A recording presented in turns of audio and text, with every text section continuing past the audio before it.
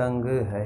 याकूब का परमेश्वर हमारा ऊंचा गढ़ है, सेनाओं का यहोवा हमारे संग संग है। याकूब का परमेश्वर हमारा ऊंचा गढ़ है। लाजर को जिसने जिलाया, जक्कई को जिसने बचाया, ओ वायदे को करता है पूरा, ओ यहोवा हमारे संग संग है। ओ वायदे को करता है पूरा, ओ यहोवा हमारे संग संग है। सेनाओं का यहोवा हमारे संग संग है। याकूब का परमेश्वर हमारा ऊंचा गढ़ है। इस मसीह के नाम से हम बधाई देते हैं। हम अभी कुछ वचन देखेंगे। वो भजन संगीता 84 में, भजन संगीता 84 में हम अभी देखेंगे। उसका पहले हम प्रार्थना करेंगे। धन्यवाद परमेश्वर, धन्यवाद ये 84 भजन संगीता सुनने वाले को आशीर्वाद करने के लिए, आशीर्वाद पाने के लिए, आशीर्वाद स्वीकार के लिए आप कृपा कीजिए यीशु मसीह के नाम से आमीन। इसमें लिखा है परमेश्वर के भवन की चाह। ये 84 भजन संगीता का ऊपर ऐसा लिखा है। ये जो भक्त ऐसा लिखते जा रहे हैं उसका क्या चाहत है? परमेश्वर के भवन की चाह है। तो हम ये अधिकार अभी देखेंगे। ये 84 भजन संगीता में ऐसा लिखा है, सेनाओं को यहोवा तेरे निवास क्या ही प्रिय है। जो कोई इंसान जो परमेश्वर यीशु मसीह का निवास को प्रिय करता है, वो इंसान को परमेश्वर आशीर्वाद करेंगे, भला काम करेंगे। इस संसार में हम सबके सामने हम आशीर्वाद से हम जी सकते हैं, और जो कोई बीमारी है, जो कोई तकलीफ है, वो हमसे दूर रहेगा। दूसरा वचन ऐसा कहता है, मेरे प्राण यहोवा के आंगनों की अभिलाषा करते करते मूर्छित हो गया। जो कोई इंसान यहोवा का आंगनों की अभिलाषा करता है उसको भी परमेश्वर आशीर्वाद करेंगे। मेरा तन मन दोनों जीवितों परमेश्वर की पुकार रहे हैं। यीशु मसीह जीवित परमेश्वर है। ये लिखा है दूसरा वचन में ऐसा लिखा है, मेरा तन मन दोनों जीवितों परमेश्वर को पुकार रहे हैं। हाँ, परमेश्वर यीशु मसीह को पुकारे हैं क्या? यीशु मसीह जीवित परमेश्वर है। क्यों जीवित परमेश्वर है? एक बार मरा, तीसरा दिन जी उठा। इस संसार में कोई भी परमेश्वर कहला जाता जी नहीं उठा, लेकिन यीशु मसीह जी उठा। और भी हम देखते हैं इधर, क्या ही धन्य है वे जो तेरे भवन में रहते हैं, वे तेरी स्तुति निरंतर करते रहेंगे। चौथा वचन ऐसा कहते हैं, जो कोई परमेश्वर के भवन में रहेंगे वो निरंतर स्तुति करेंगे। इसका अर्थ यह है उसको बदन में ताकत रहेगा। स्तुति चाहिए, इंसान स्तुति करना चाहिए बोलेगा तो उनको ताकत रहना चाहिए, बदन में अच्छा बल रहना चाहिए। लेकिन इधर लिखा है निरंतर स्तुति करेंगे। तेरे भवन में रहते हैं, जो परमेश्वर का भवन, जो चर्च में जाने का चाहत करेंगे, चर्च में रहेंगे, उधर प्रेयर करेंगे, उसके बारे में इधर लिखा है वो तेरी स्तुति निरंतर करेंगे। इसमें आत्मिक अर्थ क्या है? इस संसार में भी उनको अच्छे परमेश्वर अच्छी तरह से रखेंगे। और भी दूसरा भी एक दुनिया है, हर एक इंसान मरने के बाद दूसरा दुनिया है, उधर लिखा है निरंतर स्तुति करेंगे। इस संसार में हम निरंतर स्तुति नहीं कर सकते हैं, निरंतर रह नहीं सकते हैं। लेकिन ये भजन संगीत वाला कहते हैं, जो कोई भवन में रहते हैं, यीशु मसीह के आंगन चाहते हैं और बार बार उधर ही जाते हैं, अपना काम कर कर फिर जब समय मिलते हैं वो उनके भवन में जो जाते हैं, और उधर लिखा है वो तेरी स्तुति निरंतर करेंगे। इसका अर्थ, आत्मिक अर्थ ये है, आप इस संसार में भी अच्छे तरह से आप रहेंगे, आने वाला एक दुनिया है उसमें भी आप निरंतर परमेश्वर को स्तुति करेंगे, बल्कि आप अच्छी जगह में जाएंगे। और भी हम इधर देखेंगे, क्या ही धन्य है वे मनुष्य जो तुझसे शक्ति पाता है, और वे जिसके सियोन की सड़क की स्तुति रहती है। परमेश्वर से तुझसे शक्ति पाता है। आज इंसान किस में शक्ति पाता है? बहुत सारे इंसान पी लेते हैं और कुछ भी चीजें खा लेते हैं, उसमें शक्ति मिलता है। लेकिन इधर भजन संगीत वाला ऐसा कहते हैं, तुझसे शक्ति पाता है। यीशु मसीह से जो कोई शक्ति पाएंगे, भवन में रहने वाला पाएंगे, उनको स्तुति करेंगे, उनको शक्ति मिलेगा। वैसा शक्ति पाने वाला इंसान और वे जिसकी सियोन की सड़क की स्तुति रहती है, सियोन की सड़क की स्तुति उस इंसान को मिलेगा। जिसको मिलेगा वो परमेश्वर से शक्ति मानने वाला इंसान को मिलेगा। और भी हम इधर देखते हैं, वे रोनों की तराई में, ये जो वचन है थोड़ा बहुमूल्य है। इस 84 भजन संहिता में 6वां वचन 6 वर्स में ऐसा वो भक्त ऐसा लिखते जा रहे हैं, वे रोने की तराई में जाते हुए उसको सोते का स्थान बनाते हैं, फिर बरसात की अंगली वृष्टि उससे आशीष की आशीष उपज जाती है।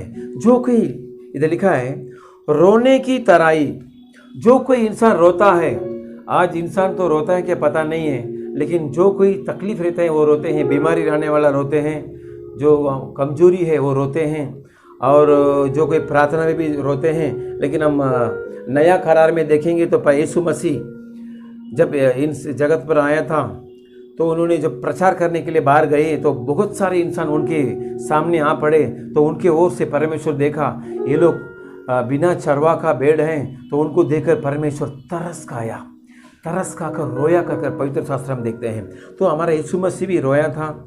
जब लाजर का कब्रिस्तान में गया तो वो जो उनके बहन लोग ने विश्वास नहीं किया तो उनकी ओर देखकर उन्होंने रोया।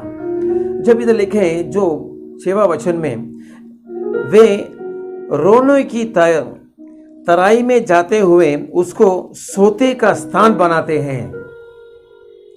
जो कोई इंसान रोकर प्रार्थना करता है, यानी उसका रोने का अनुभव रहेगा। ये रोने का अनुभव कैसा आता है? दिल में तरस खाएंगे तो रो सकते हैं। जो कोई दिल में यानी कठोर जैसा रहेगा उस इंसान को रोना नहीं आएगा। जो कोई दिल में तरस खाने वाला रहेगा उनको रोना आएगा। तो ये परमेश्वर के भक्त ऐसा लिखते हैं, वे रोने की तराई में जाते हुए उसको सोते का स्थान बनाते हैं। जब हमको रोना आएगा तो जब हम यीशु मसीह से प्रार्थना करेंगे तो एक समय ऐसा आएगा वो तराई बन जाता है। कोई इंसान महीना लास्ट में रोएगा क्योंकि पैसा कम रहेगा। जो कोई इंसान उसको मदद नहीं मिलेगा तो वो रोएगा, मेरे को मदद करो करके बोलेगा। और जो कोई इंसान धंधे में लॉस हो जाएगा तो वो रोएगा। और भी इंसान है अपने बाल बच्चे को बीमारी है तो वो उन्होंने रोएंगे क्योंकि वो बीमारी है, इसका वो कभी ठीक होएगा। लेकिन ऐसा हमारा परिवार में ऐसा स्थिति आएंगे तो भी हमारा भरोसा एक है, हम जब परमेश्वर के सामने रोकर प्रार्थना करेंगे तो एक समय ऐसा आएगा उधर सोता हो जाएगा, आशीर्वाद हो जाएगा। हम अभी परमेश्वर के सामने प्रार्थना करते हैं क्या? हम देवालय में जाते हैं क्या? लेकिन हम परमेश्वर के यीशु मसीह के सामने जाकर उनके भवन में रहकर हम ऐसे प्रार्थना करेंगे, जो कुछ हमको चाहिए हम परमेश्वर को उसे हम कहेंगे तो एक समय ऐसा होगा वो सोता बन जाएगा। रोने की तराई में जाते हुए उसको सोता का स्थान बनाते हैं। रो कर प्रार्थना करेंगे।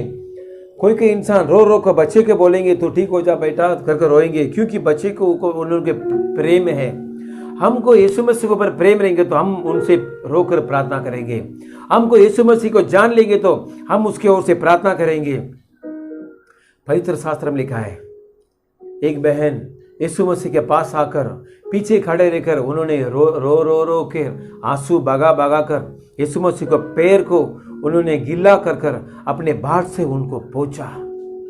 ये क्या कहते हैं?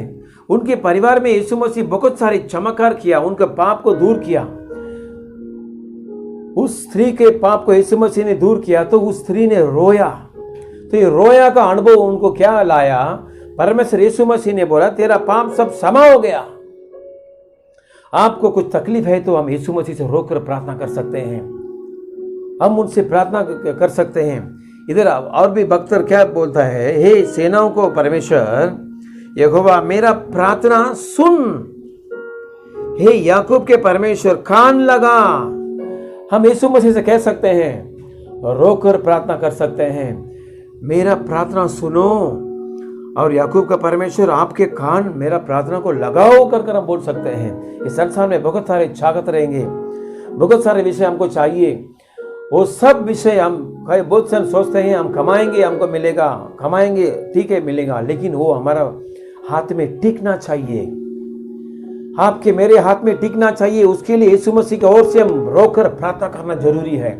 इधर लिखा है जो रोते हैं महीने में रोते हैं, जो कभी कभी रोते हैं, कभी साल में रोते हैं, लेकिन वो सब परमेश्वर हिसाब रखेंगे, अंत में सोता बनाकर आपको आशीर्वाद करेंगे कर इस भजन संहिता 84 में वो भक्त लिखा है।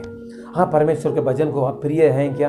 आप परमेश्वर के भजन में जाने के लिए आप चाहत रहते हैं क्या? इधर लिखा है क्या ही तेरे आंगनों में का एक दिन और कहाँ ही 1000 दिन से उत्तम है। दुष्टों के डेरों में वास करने से अपने परमेश्वर के भवन की डेवड़ी पर खड़ा रहना ही मुझे अधिक भावता है। जो कोई इंसान परमेश्वर के भजन को चाहते हैं वो ऐसे ही कहेंगे, हजारों दिन में बाहर काम करूंगा और उतने ही दिन एक दिन में परमेश्वर के भवन में जाऊंगा तो वो बराबरी है। उतना कीमती चीज है परमेश्वर के भवन। बहुत जन को परमेश्वर के भवन जाने के लिए इच्छा नहीं है, यीशु मसीह को स्वीकार करने के लिए इच्छा नहीं है। जो कोई यीशु मसीह को स्वीकार कर उनके भवन यानी चर्च को वो चाहता है, उनको परमेश्वर आशीर्वाद करेंगे। और भी तो लिखा है मनुष्य जो तुझ पर भरोसा रखता है, यीशु मसीह के जो कोई भरोसा रखेगा वो धन्य है कर लिखा है। यीशु में आज बहुत इंसान सब चीजों में भरोसा रखता है, अपने काम धंधे में भरोसा करता है, अपने आप को भरोसा करता है, लेकिन इधर 84 भजन संहिता लास्ट वचन ऐसा लिखा है तुझ पर भरोसा रखता है। आप यीशु मसीह के ऊपर भरोसा रखकर क्या क्या चीज आपको चाहिए, क्या क्या आपको कमी है, आप यीशु मसीह को भरोसा रखकर आप प्रार्थना कर सकते हैं, चर्च में जा सकते हैं, उधर जाकर यीशु मसीह से आप बात कर सकते हैं, प्रार्थना कर सकते हैं, रोकर प्रार्थना कर सकते हैं, जैसा ये वचन लिखता है। और भी लिखा है 6वां वचन लिखा है वो रोकर प्रार्थना करेंगे तो उनके परिवार में बहुत सारे रोना है तो आप फिक्र मत कीजिए, आपको सोते हैं उसको सोते का स्थान बनाते हैं। जो सोता है वो आशीर्वाद है, झाड़ के लिए आशीर्वाद है। सोता और भी आत्मिक विषय है, वो भरपूरी आशीर्वाद उसमें वो कहला जाता है।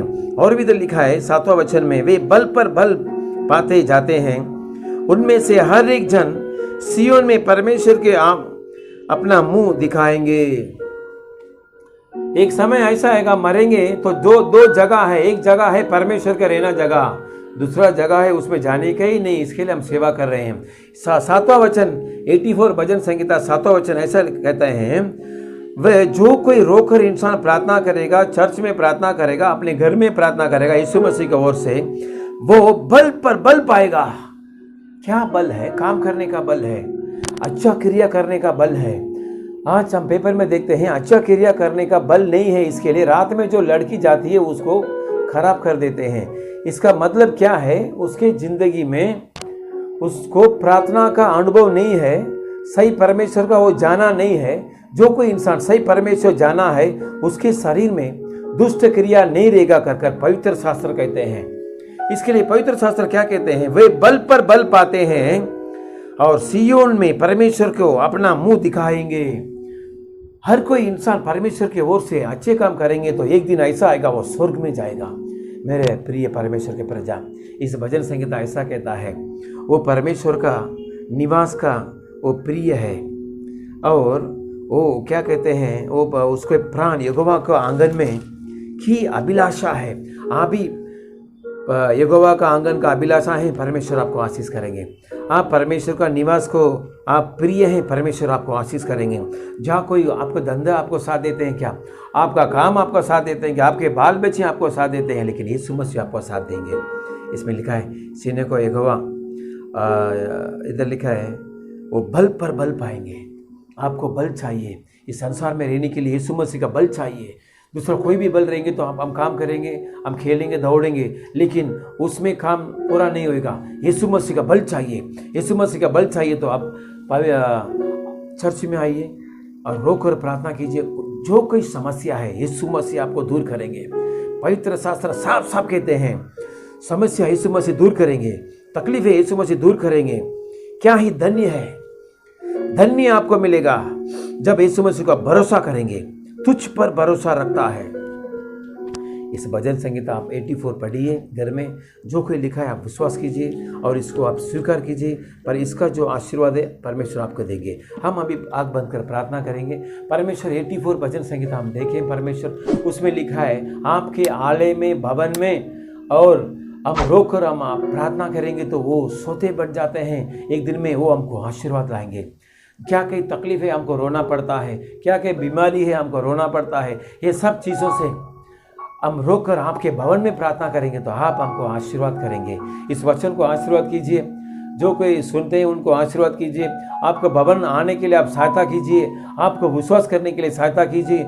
अब इस संसार भी नहीं है, और एक संसार है, दुनिया है, उसमें जाने के लिए सिर्फ आप ही रास्ता है। यीशु मसीह रास्ता कहकर पवित्र शास्त्र लिखा है। आप ही संसार में आए इस इंसान के लिए अपने पूरे आप शरीर, आपके जीवन दे दिए परमेश्वर। इसके लिए आप सच्चा परमेश्वर है जानने के लिए कृपा कीजिए। अभी ये जो प्रार्थना सुनते हैं उनको आप आशीष कीजिए, तकलीफें दूर कीजिए, धंधा का आशीष कीजिए, आँख खोल दीजिए, हृदय खोल दीजिए आपको जानने के लिए, भवन को आने के लिए, रोककर प्रार्थना करने के लिए परमेश्वर आप उनको आशीष कीजिए, तकलीफें दूर कीजिए, बोझ दूर कीजिए, आशीष कीजिए। यीशु मसीह के नाम से आमीन।